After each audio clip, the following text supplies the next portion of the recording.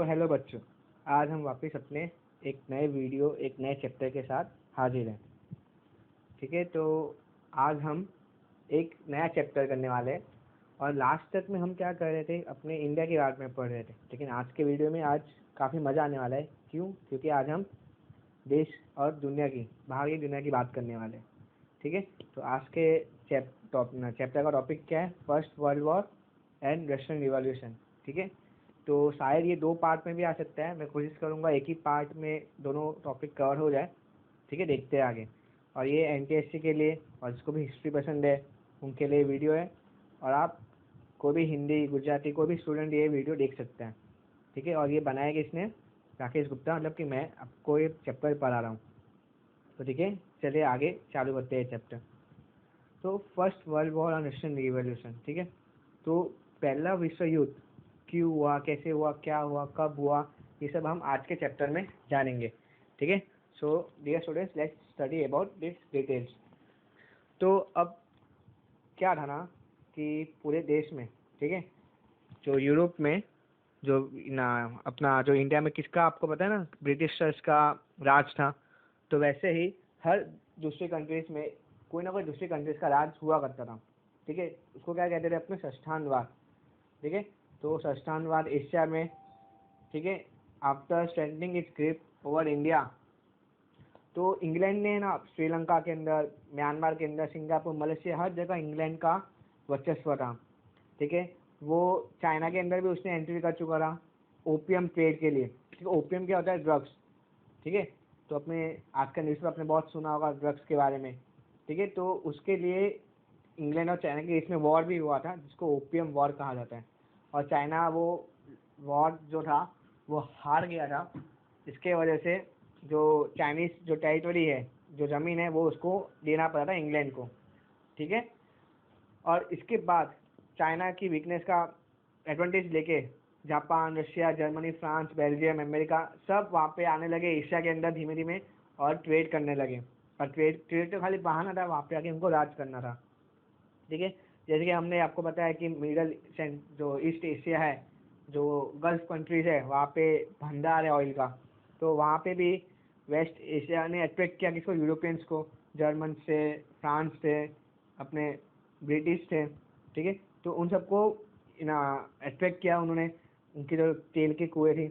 और अमेरिका, इन सब ने यहाँ पे, रशिया ने, सब ने वहाँ पे ईरान, इराक, कुवैत में, सऊदी अरबिया में अपने इंटरेस्ट के लिए वहाँ पे अपनी अपनी कंपनी बना दी तेल निकालने के लिए। तो ऐसा मतलब कि पूरे एशिया के अंदर फिर जो पूरे यूरोप के जो भी कंट्रीज थे वो सब धीमे धीमे करके बस गए इन सेंस कंपनी बना दी खुद की, और फिर खुद वहाँ राज करने लगे। और सेम ऐसा ही कुछ अफ्रीका में भी हुआ था, क्योंकि आपको पता है जो अफ्रीका जो है, वहाँ पे मिनरल्स, रॉ मटेरियल्स काफ़ी ज़्यादा मिलते हैं। और एशिया के अंदर भी रॉ मटेरियल्स काफ़ी ज़्यादा मिलते हैं। बाकी इंडिया तो फेमस था अपने मसाले, स्पाइसेस के लिए, जो हम पहले की वीडियोस में देख चुके हैं, और जिसकी बहुत मांग थी यूरोपियन मार्केट में। तो धीमे धीमे जो है इंग्लैंड और फ्रांस ने, उन्होंने अपनी कॉलोनीज का केप एंड अल्जीरिया जो नॉर्थ अफ्रीका में है वहाँ पे बना ली। ठीक है, देखो फिर जो अफ्रीका जो था, जो रॉ मटेरियल प्रोवाइड करता था, तो उसके लिए इन्होंने ना वाइट यूरोपियंस थे, उन्होंने यहाँ पे कॉलोनीज बना दी अपने धीमे धीमे करके। ठीक है, इसके ना अच्छी तरह देखते हैं अपने। ठीक है, फ्रांस ने अपनी कॉलोनी बनाई कहाँ पे? ट्यूनीशिया, मोरक्को और वेस्ट अफ्रीका में। ठीक है, तो आपको इसे याद रखने की जरूरत नहीं है, ये खाली मैं इन शॉर्ट आपको खाली बता रहा कि सारी कंट्रीज, मोस्टली सारी कंट्रीज ने सभी जगह अपनी कॉलोनी बना ली थी। ठीक है, इटली ने भी अपना ना रेड सी वाला प्रोविंस जो एरिया था उसको कैप्चर कर लिया था। स्पेन और पोर्टुगल ने भी सम प्रोविंसेस उन्होंने अफ्रीका के ले लिए थे। तो ऐसे ऐसे करके जहाँ एक जगह, जहाँ यूरोपियन कंट्रीज धीमे धीमे करके हर पूरे विश्व में अपना अपना संस्थान, अपना अपना कॉलोनी बना रहे थे। ठीक है, ईस्टर्न अफ्रीकन टेरिटरीज में उन्होंने अपनी कॉलोनी बनाई ली थी। तो उधर जर्मनी, वही दूसरी साइड क्या था कि जर्मनी और इटली, ठीक है, वो लोग भी नए नए आज़ाद हुए थे। मैं 1990 के दशक की बात कर रहा हूँ। ठीक है, कब? 1990 के दशक की बात कर रहा हूँ। तो तब ये लोग भी नए नए आज़ाद हुए थे, इन्होंने भी अपना वर्चस्व बढ़ाने का कोशिश किया कि हम भी अभी ताकतवर बने। तो उसमें सबसे आगे देश में कौन था? जर्मनी। ठीक है, तो जर्मनी जो था वो कंपटीशन में उतर गया अपने ना ब्रिटेन और फ्रांस और इनके साथ कंपटीशन में उतर गया रशिया के साथ। और वो खुद ना दूसरे दूसरे देशों में कॉलोनी बनाने लगा। ठीक है, और जर्मनी के कंपटीशन में उतरते ही क्या हो गया कि जो भी ग्लोबल फिनोमेना था ना, जो सब कंट्री साथ में एक साथ मिलकर व्यापार कर रहे थे, अब उसके अंदर एकदम टफ कंपटीशन आ गया। क्यों? क्योंकि जर्मनी जो था वो बहुत ही कम रेट्स में, बहुत ही कम दाम पे चीज़ें बना के दे रहा था। तो उसने एक कैसे अपना जियो जब आया तब उसने कैसे तहलका मचा दिया, उसी प्रकार का कुछ जर्मनी ने भी किया था और उसके डेवलपमेंट को रोकना था मतलब कि। और उसने क्या किया कि हर तरीके से मतलब कि हर मोर्चे पे, पॉलिटिकल मोर्चा हो गया कि इकोनॉमिकल हो गया, ठीक है, कि सोशली हो गया, हर जगह उसने ना ऐसे हालात बनाए कि जो दूसरे कंट्रीज थे यूरोपियन के, जो दूसरा एक भाग था ना ब्रिटेन का और फ्रांस और ये सब, वो सब का डेवलपमेंट स्टॉप हो गया और उसी की वजह से फर्स्ट वर्ल्ड वॉर हुआ। ठीक है, तो अब अपने देखते हैं कि फैक्टर्स क्या क्या क्या कारण थे जिसकी वजह से फर्स्ट वर्ल्ड वॉर हुआ। ठीक है, तो सबसे पहला कारण है अपना इकोनॉमिक फैक्टर्स। ठीक है, इकोनॉमिक फैक्टर्स मतलब कि अपने आर्थिक आर्थिक तंगी, मतलब कि जर्मनी के कंपटीशन में उतरते ही, ठीक है, इंग्लैंड ने अपना वास्ट एम्पायर बना दिया था एशिया अफ्रीका में। ठीक है, पर लेकिन जब से जर्मनी आया तो उसने कंपटीशन देने लगा और वो एशिया अफ्रीका के मार्केट्स में उसने भी अपना पावर जमा दिया। तो अब जर्मनी एकदम सस्ते दाम पे माल प्रोवाइड कर रहा था और पता है अगर कोई सस्ते दाम पे प्रोवाइड कर रहा है तो जो भी भीड़ है, जो दूसरे देश है, वो कहाँ से, वहाँ से ही लेंगे। तो उससे इंग्लैंड और जर्मनी को काफ़ी नुकसान हुआ। ठीक है, इंग्लैंड फ्रांस को, सॉरी, जर्मनी की वजह से इंग्लैंड और फ्रांस को काफ़ी नुकसान हुआ और जर्मनी ने उनका मार्केट तोड़ दिया। ठीक है, और इसके वजह से बहुत टफ कंपटीशन, एकदम टेंशन का माहौल होने लगा। सोचो आप दो जन वड़ा पाव खिलाड़ी बेच रहे हो, एक की जगह पे बहुत भीड़ आ रही है, आपके वड़ा पाव खिलाड़ी पे भीड़ ही नहीं आ रही, तो फिर कैसा होगा। फिर दूसरा अपना मिलिट्रिज्म, क्या अपना लश्कर। अब सब कंट्री को कॉलोनी बनानी थी तो उसके लिए कॉलोनी की रक्षा के लिए, संस्थान की रक्षा के लिए उनको अपनी सेना भी बनानी थी। तो सब जो भी पैसे आते थे ना ट्रेड से, तो वो सब अपने लश्कर पे लगा देते थे कि हमारी लश्कर जो होनी चाहिए एकदम टॉप की होनी चाहिए, उसके हथियार एकदम टॉप के होने चाहिए। ठीक है, मिलिट्री पावर सबको गेन करनी थी। तो जापान, इटली, जर्मनी ने क्या कंपलसरी मिलिट्री ट्रेनिंग स्टार्ट कर दी थी कि सबको मिलिट्री ट्रेनिंग लेनी ही होगी। अगर कभी भी वॉर की स्थिति आए तो कोई भी इंसान को, कोई भी वो आम सिटीजन को भी वॉर पे भेज सके। फिर प्रोडक्शन ऑफ वेपन इंक्रीज हो गए थे। ठीक है, जैसे कि अपना ये प्रोडक्शन ऑफ वेपन में कि सब एक से एक हथियार बनाने लगे। फिर थर्ड ग्रुपिज्म। ठीक है, झूठ बंदी और इसको क्या कहेंगे अपने गुप्त संधि, ये सबसे भयंकर वजह था। ठीक है, जिसके वजह से ये ट्रीटी हुआ, क्योंकि फर्स्ट वर्ल्ड वॉर सिर्फ दो देशों के बीच में लड़ा गया था। वो दो दोस्त की लड़ाई थी, मतलब कि दो दुश्मनों की लड़ाई थी। अपने कहते हैं ना, फिर अपना अपना कैसा होता है कि अपने अगर किसी से लड़ाई करे तो अपना हार जाए तो अपने क्या बोलते हैं कि तू मिल मेरे को बाहर, और फिर अपने के हम 5 जंगों और लेके आते हैं, फिर हम उसको मारते हैं, फिर वो अपने बंदे को लेके आते हैं। तो कुछ इसी टाइप का फर्स्ट वर्ल्ड वॉर में भी हुआ था। ठीक है, तो हम वो आगे देखेंगे। अब वो क्यों हुआ था, इस ट्रीटी की वजह से कि सबने एक दूसरे को दोस्त बना रखा था। ठीक है, उसके बाद अपना फीलिंग ऑफ फियर्स नेशनलिज्म की उग्र राष्ट्रवाद। तो उग्र राष्ट्रवाद की सब अपने देश को चाहते थे कि हमारा देश की जो वो कॉलोनी है वो हर देश में बनी रहे, ये देश पे भी हमारा राज हो, उस देश पे भी हमारा राज हो। ठीक है, तो अब क्या था कि independence of Belgium and Greece and unification of Germany and Italy were result in nationalism. ठीक है, जो बेल्जियम और ग्रीस जो आज़ाद हुए थे और जो जर्मनी का, इटली का एकीकरण हुआ था, वो सब नेशनलिज्म मतलब कि राष्ट्रवाद की भावना से ही हुआ था। ठीक है, इस पर अपने अगला वीडियो भी बना सकते हैं। अगला मतलब कि अगर आपको अच्छा लगे तो कमेंट करना, तो फिर मैं इस पर भी एक नया सा वीडियो बना सकता हूँ कि क्या था, क्यों हुआ, कैसे हुआ। तो ये सब पहले की स्टोरी है, 1990 की पहले की स्टोरी है, 1990 के दशक की। ठीक है, तो अब जो लीडिंग यूरोपियन नेशंस थे begin teaching extreme and destructive nationalism to its people. वो सब लोगों को सिखाने लगे कि हमारी कंट्री सबसे महान है, दूसरे की कंट्री कुछ है नहीं, अपने को बस दूसरे की कंट्री पे राज करने का है। ठीक है, तो ये सब, और ये सब था ना, फर्स्ट वर्ल्ड वॉर कुछ एक कारण की वजह से नहीं हुआ था, वो बहुत सालों से, मतलब कि ऐसा होता है कि अपने बहुत सालों से किसी लड़के पे गुस्सा कर रहे होते स्कूल के अंदर, फिर लास्ट में आके वो ऐसा कुछ कर देता है तो अपना पूरा गुस्सा फूट जाता है, फिर अपने लड़ाई कर देते हैं, भले वो कोई छोटी सी बात भी हो, पर बहुत टाइम पर गुस्सा जमा हुआ होता है, वो एक बार में निकल जाता है। तो ऐसे ही कुछ हुआ था इसमें भी। ठीक है, तो सब लोग पहले से कहते थे कि नहीं, हमारा देश महान, हमारा देश महान, और वो किसी देश को अपने से ऊपर देखना नहीं चाहते थे। न्यूज़पेपर ने भी वही किया, सब न्यूज़पेपर अपने आर्टिकल डालते थे कि ये देश ने ऐसा वेपन बनाया तो हमको भी बनाना है, सरकार नहीं बना पाएगी तो फिर हम सरकार गिरा देंगे, ऐसा। ठीक है, तो न्यूज़पेपर्स ने भी बहुत, क्या कहते हैं, अपने हेट, नफरत फैलाना चालू कर दिया। और सबसे गजब की बात थी ये फिलोसॉफी। तो फिलोसॉफी क्या, मतलब कि वॉर इज वेलफेयर, मतलब कि जो अपना वॉर है वही सही है, ठीक है। वो कहाँ पूरे यूरोप में वो जन्म लेने लगा। जो जर्मन राइटर थे ट्रॉट्स्की, उन्होंने क्या लिखा कि जो only the mighty deserve to life and war alone is the national need, कि जो खाली एक जो कंट्री है उसकी खाली नीड क्या है, वॉर। वॉर जीतो और अपने आप को माइटी मतलब कि सुप्रीम पावर स्थापित करो, ठीक है। उन्होंने एक दो देखो नीचे जो जर्मन राइटर है उन्हें तो वॉर को क्या कह दे रहा, एक सेक्रेट वर्क, मतलब कि एक पवित्र चीज़, मतलब कि लड़ाई लड़ना युद्ध लड़ना क्या है, एक पवित्र चीज़ है।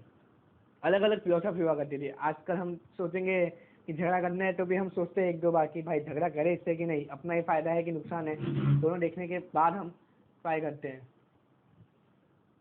ठीक है। फिर जो सबसे मेन रीजन था, जो मैंने कहा ना कि अगर हम दो जन के बीच में गुस्सा भी होते हैं किसी से, तो कोई एक घटना होती है उसके ऊपर फिर उसका सारा गुस्सा फूट जाता है, अपना निकल जाता है। तो वही घटना हुई थी प्रिंस ऑफ ऑस्ट्रिया और उसकी वाइफ को, है ना, जो ऑटोमन, ठीक है, जो ऑटोमन एम्पायर है हंगरी के, वहाँ का राजकुमार था, ठीक है, ऑस्ट्रिया, ठीक है, ऑस्ट्रिया का राजकुमार था ये प्रिंस जो था, और उसकी वाइफ, उसकी हत्या कर दी गई थी। और उसकी हत्या कहाँ पे की थी, उसकी हत्या एक जो ब्लैक हैंड, ठीक है, नाम आपको याद रखना है, ये बहुत इंपॉर्टेंट नाम है, ठीक है, ब्लैक हैंड। तो ब्लैक हैंड नाम का संस्था था, ठीक है, सर्बिया में था। उस संस्था के एक मेंबर ने इनकी हत्या कर दी थी, ठीक है। और ऑस्ट्रिया था उसने कहा कि आपको हमारी जो सर्बिया को कहा कि आपको अभी हमारे सामने सरेंडर करना पड़ेगा। वो उन्होंने उसके ऊपर बहुत सारे प्रतिबंध लगाए कि आपका जो मेंबर था ये ब्लैक हैंड जो है ना, ये सर्बिया के अंदर एक्टिव था, ठीक है। अब वो उनको मैप्स बताऊंगा, आपको मैप में समझ में आएगा, ठीक है। एक सेकंड, अपने इसके बाद में आएंगे। तो देखो ये आपको दिख रहा है हंगरी का एम्पायर, ठीक है, ये हंगरी है, ऑटोमन एम्पायर का है, ये ऑस्ट्रेलिया, ठीक है, ऑस्ट्रिया, और ये अपना बॉस्निया। तो बॉस्निया का एक सारा जेवा, ठीक है, सारा जेवा नाम का एक जगह था जहाँ पे उसका राजकुमार गया था, ऑस्ट्रेलिया का राजकुमार गया था सारा जेवा, ठीक है, वहाँ पे उसकी हत्या कर दी गई थी। और देखो इसके बाद में देखो सर्बिया, सर्बिया दिख रहा है आपको, तो ये सर्बिया चाहता था कि बॉस्निया जो है ये फ्री हो जाए, ऑस्ट्रेलिया के राज से फ्री हो जाए। तो इसके लिए एक संस्था थी ब्लैक हैंड, वो एक्टिव थी। तो उसी ने यहाँ पे सारा जगह पे यहाँ पे इसने ऑस्ट्रेलिया नहीं, हाँ याद रखना ये ऑस्ट्रिया है, ठीक है, वहाँ पे उसकी जो सारा जगह पे उसकी राजकुमार की हत्या कर दी, ठीक है। ये सब मैं आपके जनरल नॉलेज के लिए बता रहा हूँ, ठीक है, इतना डेप्थ में नहीं दिया है बुक में, पर देखो मैं आपको समझा रहा हूँ, आपको मजा आएगा ये, ठीक है। तो उसके बाद तो ये था सबसे तुरंत में कि ताज़ा रीजन कि जिसकी वजह से क्या हुआ कि जो था ना अपना ऑस्ट्रेलिया, उसने 48 घंटे के अंदर ही जो कल्प्रिट है उसको अपने बोला कि आप जो ब्लैक हैंड संस्था है उसको 48 घंटे के अंदर ही जो उसका मेंबर जिसने मारा उसको हमारे हवाले करो, नहीं तो आपको ये दंड भुगतना पड़ सकता है। तो फिर भी उसने सर्बिया से कुछ सुनने भी नहीं क्या किया, ऑस्ट्रेलिया ने क्या किया, सर्बिया पे वॉर डिक्लेयर कर दिया। तो आप देखो, आप पिक्चर में सिर्फ दो प्लेयर है, ठीक है, कौन, ऑस्ट्रिया और सर्बिया। ऑस्ट्रिया ने किस पे वॉर डिक्लेयर किया, सर्बिया पे। पर अभी आप सोच रहे हो कि इसमें वर्ल्ड की कंट्री कैसे आ गई, तो अपने वो देखते हैं। तो उसके पहले एक बार हम रिवीजन कर लेते कि कौन कौन से फैक्टर हमने पढ़े। तो लश्करवाद, ठीक है, उग्र राष्ट्रवादी भावना, ऑस्ट्रेलिया न राजकुमार न वध, ठीक है, ऑस्ट्रिया न राजकुमार न वध, और ये गुप्त संधि जो सबसे इम्पोर्टेंट है, ठीक है। तो ये चार चीज़ें थी। अब गुप्त संधि क्या थी मैं अभी आपको बता रहा हूँ, ठीक है।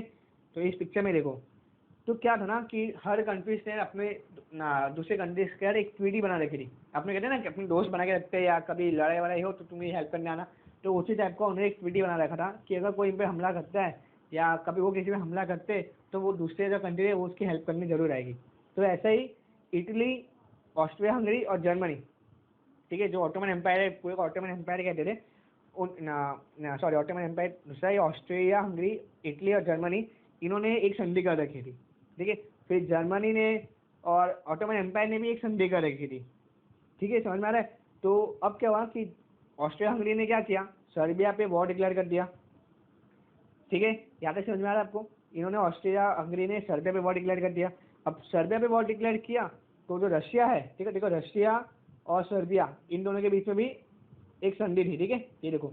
और दूसरा वजह क्या था कि सर्बिया के अंदर ना जो सेम टाइप के लोग रहते थे जो रशिया में रहते थे, ठीक है। तो रशियन और सर्बिया के अंदर एक ही, अपने कहते हैं ना कि हिंदू हिंदू अपने हो गए, तो उसी एक ही टाइप के लोग वहाँ रहते थे। हिंदू नहीं, अलग कास्ट था, अलग ग्रुप था, वो सर्बिया और रशिया में रहते थे। और रशिया को पहले से ही ये ऑस्ट्रिया और जर्मनी से चीड़ होती थी, वो हमेशा से इनको मतलब कुछ भी इनके डिसएडवांटेज इसके विरुद्ध में कोई भी चीज़ आता था ना तो रशिया हमेशा उसको करता था। उसके भी पीछे एक अलग सी स्टोरी है इन दोनों के भी आपस, क्योंकि मैंने कहा ना रशिया और जापान और ये अपना ब्रिटेन इन सबके साथ जर्मनी ने एकदम टफ कंपटीशन बना लिया था, तो उसके वजह से भी इनके बीच में नहीं बनती थी आपस में। तो क्या हुआ कि रशिया ने क्या किया, सर्बिया को बोला कि ठीक है इन्होंने आप पे वॉर डिक्लेयर किया तो हम आपकी हेल्प करेंगे। तो रशिया ने फिर इन जर्मनी और ऑस्ट्रिया हंगरी पे वॉर डिक्लेयर कर दिया। ठीक है, तो अब अपने देखते हैं क्या क्या हुआ। ठीक है, जुलाई में हुआ था ये सब। तो ऑस्ट्रिया हंगरी ने क्या किया, सर्बिया पे भी बोला कि अगर आपने 48 घंटे में नहीं भेजा तो हम ये कर सकते हैं, हम आपको फिर हमारा ये मांग पूरी करनी होगी। तो ह्यूमिलेटिंग मतलब कि नहीं मान सकती थी सर्बिया, वैसे उन्होंने मांग रखी। और रशिया, ठीक है, रशिया ने क्या किया, सर्बिया के सपोर्ट में बोला कि ठीक है अगर सर्बिया पे कुछ हुआ तो हम सर्बिया की हेल्प करेंगे। क्यों, क्योंकि सर्बिया में भी स्लेविक लोग रहते थे। ठीक है, ये एथनिसिटी मतलब सेम कास्ट के लोग रहते थे, स्लेविक लोग। तो उन्होंने कहा कि हमारे लोग के लिए हम क्यों नहीं करेंगे, हमारे भाई बंधु है। फिर जर्मनी, तो मैंने क्या बताया, देखो जर्मनी और ऑस्ट्रिया हंगरी का भी इसमें एक ट्रीटी साइन हुआ है 1879 में। तो जर्मनी ने क्या किया ना, बोला कि ठीक है हमारी जो संधि हुई थी तो अब हम आपकी हेल्प करेंगे। तो उन्होंने क्या किया, जो ऑस्ट्रिया हंगरी एम्पायर था उसको एक ब्लैंक चेक दे दिया कि आपको जो जितने पैसे खर्च करने आप उतने पैसे खर्च करो, हम आपके साथ हैं, आपको जो हेल्प चाहिए हम करेंगे। तो ऑस्ट्रिया हंगरी और जर्मनी ने क्या किया, सर्बिया पे वॉर डिक्लेयर कर दिया। फिर रशिया ने क्या किया, अब रशिया जो सर्बिया के साथ था उसने वॉर डिक्लेयर कर दिया किस पे, जर्मनी पे। फिर अब देखो रशिया वॉर में आया तो रशिया फ्रांस के बीच में भी एक ट्रीटी है ना। तो अब क्या हुआ कि 1984 की ट्वीटी थी, तो 1894 सॉरी 1894। तो अब फ्रांस को भी हेल्प करने आना पड़ा रशिया की। तो फ्रांस ने भी किस पे डिक्लेयर कर दिया, जर्मनी पे वॉर डिक्लेयर कर दिया। तो ठीक है, तो समझ लो कैसे कैसे हुआ कि ऑस्ट्रिया हंगरी ने पहले सर्बिया पे वॉर डिक्लेयर किया, रशिया उसकी हेल्प करने के लिए आगे आया। ठीक है, रशिया उसकी हेल्प करने के लिए आगे आया। तो अपना जर्मनी ने भी फिर किसकी हेल्प की, ऑस्ट्रिया हंगरी की हेल्प की। अब ये दोनों दो टीम हो गई, यहाँ पे भी दो टीम हो गई। फिर फ्रांस जो है उसने रशिया की हेल्प की कि ठीक है हम रशिया की तरफ से लड़ेंगे, तो इनकी बीच में ट्रीटी थी। ठीक है, फिर जो ऑटोमन एम्पायर है, ठीक है ऑटोमन एम्पायर और जर्मनी के बीच में भी ट्रीटी साइन है। तो ऑटोमन एम्पायर ने कहा कि हम जर्मनी के साथ लड़ेंगे, उनके खिलाफ। पर यहाँ पे देखो इटली है ना, इटली उस टाइम पे समझदार था। ठीक है, इटली और इनके इसमें क्या ट्रीटी थी, इसको कहते हैं अपने ट्रिपल एंटेड ट्रीटी। ठीक है, और एक ट्रिपल अलायंस। ठीक है, तो ये जो ग्रीन कलर का है वो ट्रिपल अलायंस है, और ये रशिया फ्रांस और ब्रिटेन वाला जो है वो ट्रिपल एंटेड है। ठीक है, तो इन्होंने क्या किया इटली ने कि ट्रीटी में ऐसा लिखा था कि अगर कोई आप पे हमला करता है तो हम आपकी हेल्प करेंगे। लेकिन यहाँ पे तो क्या, यहाँ पे तो ऑस्ट्रेलिया हंगरी ने सर्बिया पे वॉर डिक्लेयर किया था ना, तो उनके पर हमला नहीं हुआ था। तो इसके लिए इटली ने अपना नाम हटा दिया और वो हेल्प करने नहीं आया।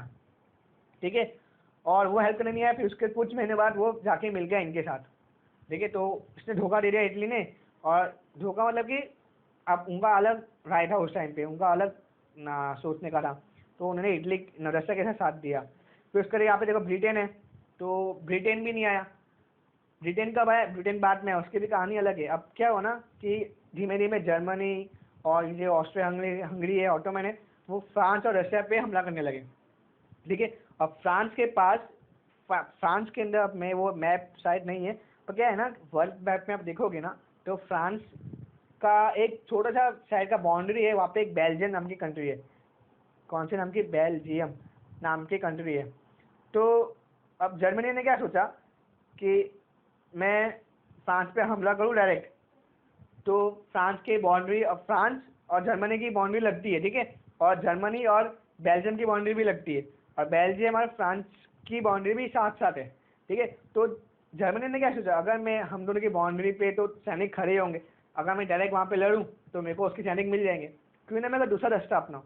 तो उसने क्या किया, उसने सोचा कि मैं बेल्जियम के अंदर जाऊँगा पहले, और बेल्जियम के थ्रू मैं फ्रांस में घुसूँगा। ठीक है, तो उन्होंने बेल्जियम को वो अलग सा गेट बनाना चाहता था, और फ्रांस और बेल्जियम के बीच में ऐसी कोई दुश्मनी थी नहीं। तो वो बेल्जियम और फ्रांस का यहाँ पे बाउंड्री है, वहाँ पे कोई इतने सैनिक थे भी नहीं। तो उन्होंने सोचा कि हम उस रास्ते से हमला करेंगे, अचानक से हमला करेंगे फ्रांस पे, और फ्रांस को भी हरा देंगे।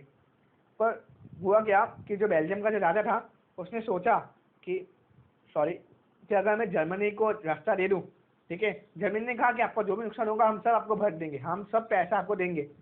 ठीक है, और बेल्जियम उस टाइम पे एक छोटी सी कंट्री थी। ठीक है, अपने अहमदाबाद जितनी कंट्री थी। तो उसने सोचा अगर मेरे पे हमला होता भी है ठीक है, गुजरात जितनी कंट्री थी।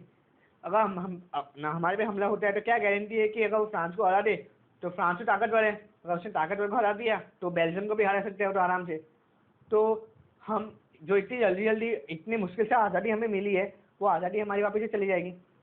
तो उसके वजह से उन्होंने क्या किया ना, बेल्जियम ने जर्मनी को मना कर दिया। ठीक है, जर्मनी को बोला नो, कि हम आपको अंदर घुसने नहीं देंगे। जर्मनी ने बहुत समझाया कि हम आपको कुछ नहीं करेंगे, हम आपका जो भी कॉलोनी है हम वापस, उनकी जो भी है हम आपका यूज़ करेंगे वॉर के लिए, हम वापस कर देंगे वॉर के बाद। पर ऐसा कुछ हुआ नहीं, ऐसा कुछ हुआ नहीं। तो ना उनको शक था अपना जर्मनी को कि आप ऐसा करोगे तो क्या गारंटी है कि आप हमें ना हमारे पे लड़ाई हमसे लड़ाई नहीं करोगे आप। तो इसकी वजह से क्या हुआ कि जो रशिया जो थे, तो रशिया सॉरी जो अपना फ्रांस था, वो तो एक ही जगह पे, और बेल्जियम जो उसने क्या किया, जर्मनी को मना कर दिया। अब जर्मनी को मना कर दिया तो जर्मनी ने क्या किया, गुस्सा आ गया तो जर्मनी ने इस पर हमला कर दिया। ठीक है, तो अब ब्रिटेन और बेल्जियम के बीच में फिर एक ट्रीटी साइन थी, क्योंकि बेल्जियम नया नया आज़ाद हुआ था। तो ब्रिटेन ने उसको कहा था कि अगर आप पे कोई भी हमला करता है तो मैं आपकी सुरक्षा करूंगा। ठीक है, तो स्टार्टिंग में ब्रिटेन नहीं आना चाहता था वॉर के अंदर, क्योंकि वॉर के अंदर कोई भी आएगा दोनों का नुकसान होगा। पर जब बेल्जियम पे हमला हुआ, जर्मनी ने बेल्जियम पे हमला किया, तब ब्रिटेन भी साथ में हो गया। अब वो फिर किसके तरफ से लड़ने लगा, रशिया फ्रांस की तरफ से लड़ने लगा। आई बात यहाँ तक समझने। ठीक है, अब उसके बाद क्या हुआ, अब ब्रिटेन आ गया। अब आपको पता है कि जो यूरोपियन कंट्रीज है उनके बहुत सारे अलग अलग कंट्री में क्या कॉलोनी बनी थी, अलग अलग कंट्री में वो राज कर रहे थे। ब्रिटेन का राज चल रहा था श्रीलंका में, इंडिया पे, सब पे ब्रिटिश का राज था। अफ्रीका में भी 3-4 कंट्रीज में ब्रिटिश का राज था। वैसे फ्रांस का राज था, रशिया का राज था, अलग अलग कंट्रीज में।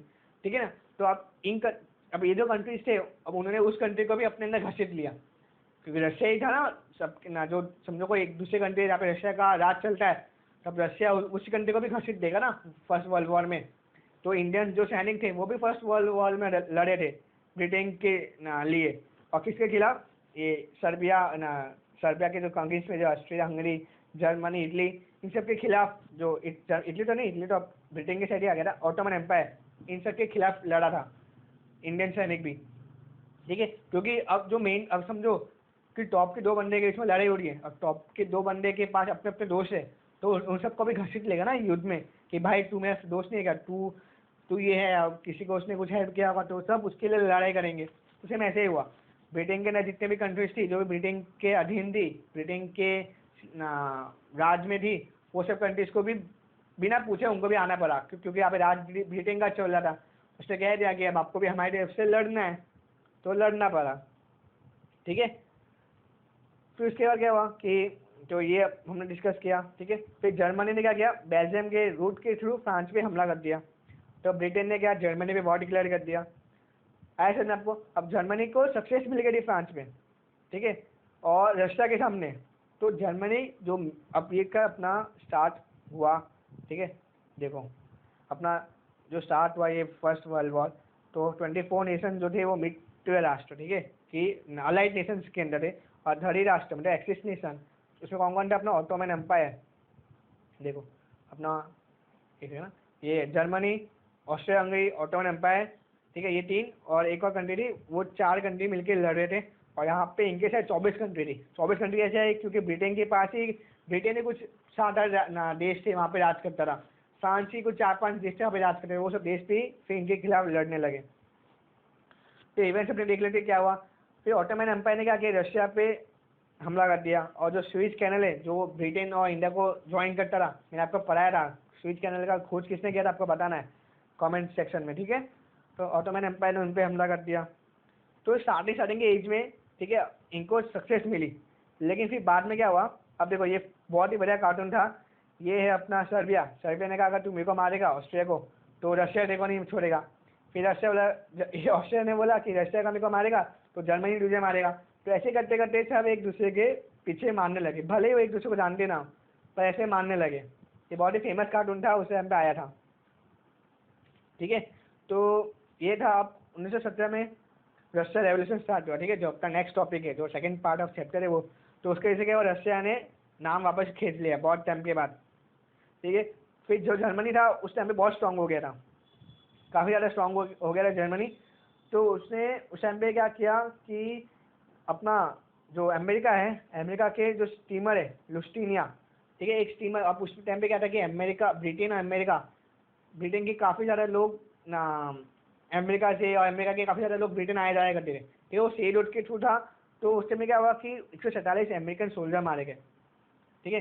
तो फिर उनको खबर मिली थी कि ब्रिटेन सोल्जर्स भी है, तो उन्होंने उसको हमला कर दिया। पर जो अमेरिका के सोल्जर्स ने किया थे 147, और अमेरिका को उस टाइम पे कुछ लेना देना नहीं था फर्स्ट वर्ल्ड वॉर पे, क्योंकि वो तो यूरोप में चल रहा था पूरा, अमेरिका तो फिर अलग था एकदम। पर जब उसके जो सोल्जर्स मारे गए, तब उसने तय किया, उसके प्राइम मिनिस्टर ने, कि हमारे सोल्जर्स मारे गए बिना फालतू के, अब हम जर्मनी के खिलाफ लड़ेंगे। तो वो भी क्या, अपने मित्र अलाइड नेशंस के ग्रुप में आ गए। तो अब ब्रिटेन, अमेरिका, फ्रांस, रशिया, सब एक रशिया तो निकल गया। तो ये तीनों मेन ग्रुप, और इस साइड अपना ऑस्ट्रिया हंगरी, अपना जर्मनी, ऑटोमन एम्पायर, ठीक है। तो उसके बाद क्या किया, इन्होंने भी ज्वाइन कर दिया 1917 में, ठीक है। 1913 में कुछ वॉर स्टार्ट हुआ, और 1917 4 साल फर्स्ट वर्ल्ड वॉर चला था, ठीक है। और उसको उस टाइम पे नाम क्या दिया गया था, the great war. The great war मतलब क्यों, कि उस टाइम पे इतना इतना ज़्यादा, ठीक है, तो द ग्रेट वॉर, उस टाइम पे क्या था कि इतनी बड़ी लड़ाई कभी हुई नहीं थी, है ना, इतना युद्ध, इतना कभी ऐसा कुछ हुआ ही नहीं था कि इतने सारे राष्ट्र एक साथ लड़ रहे हो एक दूसरे के खिलाफ। अक्सर क्या होता था, कोई दो स्टेट लड़ रहे, दो कंट्री लड़ रही है, ऐसा हुआ करता था। फिर उस टाइम पे सब अलग अलग कंट्री, जो स्टेट्स हुआ करते थे, वो एक दूसरे से लड़ाई करते थे, ठीक है। पर ये तो एकदम विश्व पर हो गया था कि सारे जो भी कंट्रीज थी, सब इसके अंदर, सारी कंट्रीज इसके अंदर हिस्सा ले रही थी अपनी मर्जी से या फोर्सफुली, वो अलग है, वो अलग बात है, ठीक है। इसे थोड़ा ग्रेट वॉर कहा जाता है। पर जब द्वितीय विश्व युद्ध हुआ 1937 1945 के टाइम पे, जो तो पूरा चला, तब इसका नाम चेंज क्या कर दिया था, द फर्स्ट वर्ल्ड वॉर कर दिया था, और उसको द सेकेंड वर्ल्ड वॉर किया था, ठीक है। तो उसके बाद भी क्या हुआ कि जो अपना अलाइड नेशन है उसको अंग बन गया। अब जर्मनी जो थी, उस टाइम पे अमेरिका भी बहुत पावरफुल हुआ करता था, अभी तो है ही पावरफुल, उस टाइम से पावरफुल है अमेरिका। तो उसका जो मिलिट्री था वो उसके सामने टिक नहीं पाया, फिर पूरा पोजीशन चेंज हो गया। मतलब कि जो वन साइड खेल हो रहा था, जर्मनी जो जीत रही थी, उन्हें फ्रांस को हरा दिया था, आधे रशिया को हरा दिया था, ऑटोमन एम्पायर जो सब भारी हो गए थे अलाइड नेशंस पे। अमेरिका के आने से क्या हो गया, पूरी टीम एक भारी हो गई, ठीक है। ऐसे कहते हैं ना, MS धोनी आ गया टीम में, वैसा हो गया एकदम। मैं MS धोनी का फैन हूँ, इसलिए मैं उनका एग्जाम्पल ले रहा हूँ, आप किसी और का एग्जाम्पल भी ले सकते हैं, देखिए। तो पूरा पोजीशन चेंज हो गया वॉर का। फिर उसके बाद जो टर्की, ऑस्ट्रिया, ठीक है, उसने भी ज्वाइन कर दिया अलाइड नेशंस को, ठीक है। उसके बाद फिर क्या, जर्मन लीडर जो था केजर, ठीक है, अब जिसके वजह से लड़ाई हुआ वही फिर दूसरे ग्रुप में चला गया। सोचो, जर्मन लीडर केजर ने क्या किया, अपना पोजीशन दे दिया, मतलब कि उस टाइम पे केजर हुआ करते थे वहाँ पे ना, जर्मनी का लीडर। तो उसने अपना पोजीशन दे दिया और वो भाग गया, और उसके भागने से जर्मनी ने को सरेंडर करना पड़ा, और जर्मनी सरेंडर किया, तो उससे क्या हो गया, पूरा फर्स्ट वॉर एंड हो गया। अब विश्व युद्ध हुआ था, तो कुछ ना कुछ तो इसके इफेक्ट होंगे ही। तो इफेक्ट क्या हो रहा, destruction of man and material, कुछ 6.5 करोड़ लोगों ने पार्ट लिया था इसके अंदर। सोचो उस टाइम पे तो इतनी, कितना पॉपुलेशन हुआ करता था, कितना कम हुआ करता था मतलब। और 1 करोड़ लोग मारे गए थे, 2 करोड़ लोग इंजर्ड हुए थे, और 17 लाख हमेशा के लिए हैंडीकैप हो गए थे। सोशल चेंज किया, क्योंकि सब मैन ही गए थे युद्ध पे, तो इतने सारे लोग मारे गए थे, तो सब वुमेन जो थे उन्होंने घर की रिस्पॉन्सिबिलिटी ले ली, उन्होंने बाहर आने लगे, अब घर चलाने के लिए कुछ तो उनको करना था। सब विधवा जो थी उनको कुछ तो करना पड़ता था कमाने के लिए, तो उससे क्या सोसाइटी का माहौल चेंज होने लगा। तो वो था अपना सोशल चेंज में। फिर अचानक से अब कोई देश लड़ेगा इतना, तो स्कैरसिटी, अनएम्प्लॉयमेंट, स्टारवेशन, भूखमारी, ठीक है, गरीबी, वो सब पैदा होने लगी।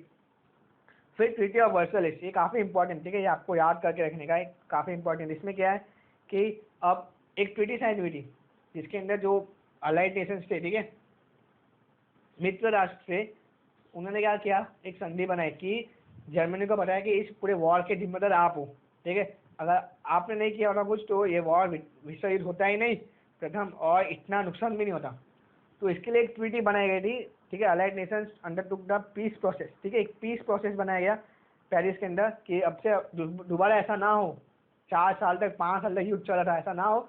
उसके पीस प्रोसेस बनाया गया, जिसके अंदर 58 कमीशन हुए थे, और 145 सेशंस लिए गए थे, ठीक है। 58 मतलब, हाँ, 58 कमीशन।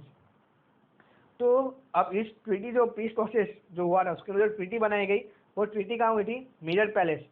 ये आपको जगह याद रखना है, मिरर पैलेस वर्सलिस, इसलिए इसको क्या क्या कहा जाता है? ट्रीटी ऑफ वर्सलिस, क्योंकि वर्सलिस नाम की जगह पे एक ट्रीटी साइन की गई थी, जहाँ पे जर्मनी को क्या बताया गया कि रीजनल अरेंजमेंट, इसके अंदर क्या था कि जो भी जर्मनी के जो पार्ट्स थे मेन वो सब उसके छीन लिए गए। फिर रिडक्शन इन ट्रूप्स एंड डिसआर्मामेंट, कि अब से जो हर कंट्रीज है वो कम मात्रा में बनाएगी, मतलब जो पावरफुल कंट्री ऊपर की उनके लिए कुछ लागू नहीं था। जो फ्रांस है, रशिया है, अपना ब्रिटेन है और अमेरिका है, वो कुछ भी कर सकते हैं, बाकी जो दूसरी कंट्रीज है वो उस टाइम पे ज़्यादा नहीं बना सकते, और खास करके जर्मनी।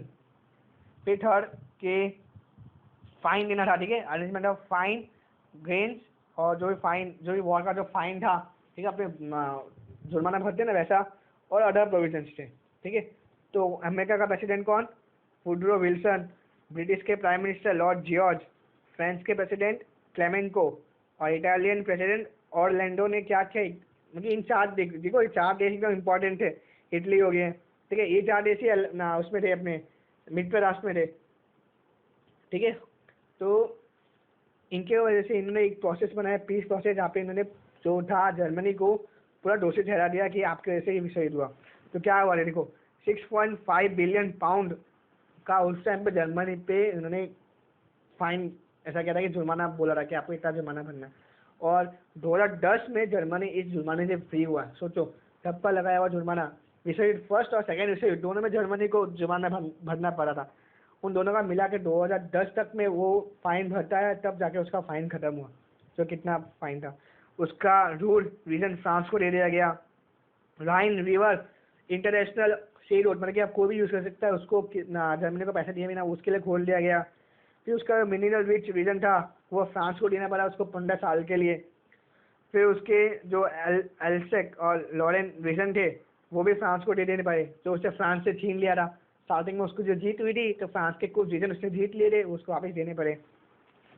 फिर जर्मनी को और जो अदर अलाइड नेशन है उसको एक हाई क्वांटिटी ऑफ कोल और आयरन देना पड़ा, क्योंकि जो जर्मनी के पास जो भी मिनरल्स थे, जो भी खाद्य थे, वो जो उत्पाद होते थे कोल और आयरन के, उसका भारी मात्रा में उसको अलाइड नेशंस को देना पड़ा, फ्रांस, अमेरिका, ब्रिटेन को, as a benefits of war, ठीक है। उसके बाद जर्मनी को जो टर्म्स एंड कंडीशंस थी वहाँ पे एकदम गन पॉइंट रखे हैं, ऐसे होता है कि चलो साइन कर, इस पर अपना ना देखो मार दिया जाएगा, ऐसा कि उस समय जर्मनी सरेंडर हो गया था, कुछ था नहीं जर्मनी के पास, ठीक है। तो जर्मनी को भी साइन करना पड़ा इसके बारे में, इन ट्रीटी के ऊपर। और फिर उसके बाद क्या हुआ कि जो भी जर्मन थे वो सब सोचने लगे कि हमें ही पूरा जिम्मेदार ठहरा गया। ये युद्ध होगा तो दोनों जन के बीच में होगा ना, तो दोनों जन की गलती होगी, फाइन बना होगा, दोनों जन को बनना होगा, पर यहाँ पे पूरी जर्मनी के ऊपर ठोक दिया गया। और इसी ट्रीटी के वर्सलिस के बारे आगे जाके उनमें इतना हेट पैदा हुआ जर्मन में, हिटलर के मन में, कि द्वितीय विश्व युद्ध हो गया इस एक ट्रीटी के ऊपर से। ना युद्ध का बीज बहुत पहले से बो दिए जाते, तो इस ट्रीटी ऑफ वर्सलिस ने इस युद्ध के जो क्या कहते हैं अपने बीज थे उसको बो दिए थे, ठीक है। तो लॉन्ग टर्म इफेक्ट्स में क्या आ गया कि सबके मन में, जर्मनी के मन में ग्रीवेंस था कि इस ट्रीटी के बारे में हमें बदला लेने का है। तो जो ट्रीटी बनाई गई पीस प्रोसेस के लिए, ठीक है, पीस प्रोसेस के लिए बनाई गई थी, वो पीस प्रोसेस कभी हासिल ही नहीं कर पाए वो लोग, ठीक है। और इसी के लिए सब कहते हैं कि जो सेकेंड वर्ल्ड वॉर है उसका reason he peace process of first world war था। जो पीस प्रोसेस किया गया फर्स्ट वर्ल्ड वॉर के अंदर, उसी के कारण सेकेंड वर्ल्ड वॉर हुआ, ठीक है। तो आप खुद भी समझ लो, आप खुद भी बता सकते हो ये कैसे हुआ होगा, क्यों हुआ होगा, ठीक है। तो अब मुझको पता है आपका लेक्चर्स बहुत लंबे हो जाते हैं, तो आज मैं यहाँ तक ही रखूँगा, अपने रशियन रिवॉल्यूशन में सेकेंड पार्ट में करेंगे इस वीडियो के, ठीक है। पास में थोड़ा गला भी खराब है, मैं कि अभी दवाई खा के आया था, मतलब कि आज नहीं लेक्चर लेना है, पढ़ाना है बच्चों को कैसे भी करके। तो फिर मैं पूरा मतलब कि उठा अभी, तो मैंने आपका ये वीडियो बनाना चालू किया, ठीक है। तो गला भी साथ नहीं दे रहा मेरा, तो अपने पक्का से नेक्स्ट वीडियो बनाएंगे, और नेक्स्ट वीडियो थोड़ा लेट लगेगा क्योंकि भी हमारा मिड सेम आ रहा है, ठीक है।